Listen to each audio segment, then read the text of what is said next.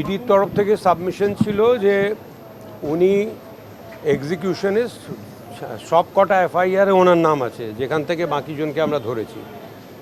ওনার বাড়িতে illegal arms পাওয়া গেছে এবং একটা আর্মস পাওয়া গেছে যেটা উনি কামদারের কোম্পানির থেকে কিনেছিলেন, এবং তারপরে যে আর্মসগুলো কিনেছেন বা বলতে তার 15 দিন পরেই একটা ঘটনা ঘটেছে। তারপর দেখা গেছে যে ওনার কাছে ক্যাশে প্রায় 1.5 কোটি টাকা জমা হয়েছে, আর ওভার 2.5 ইয়ার্স প্রায় 16-17 কোটি, মানে হেভি ট্রানজ্যাকশন হয়েছে। কিছুটা ওনার নামে, কিছু ওনার ওয়াইফের নামে, কিন্তু ওয়াইফকে যখন আমরা কনফ্রন্ট করলাম, ওয়াইফ কিন্তু কিছু জানেন না এইসব সময়।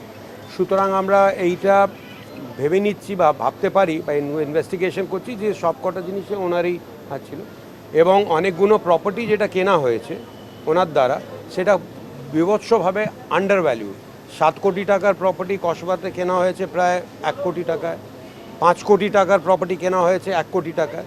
সুতরাং এই আন্ডার ভ্যালু প্রপার্টি কেনা হয়েছে হয়তো থ্রু কোয়ারশন বা ভয় দেখিয়ে বা যে কোনো কারণে। সুতরাং আর এই যে ট্রানজ্যাকশন, মানি ট্রানজ্যাকশন, সেখান থেকে আমরা দেখছি কি প্রসিডস অফ ক্রাইম জেনারেট হয়েছে।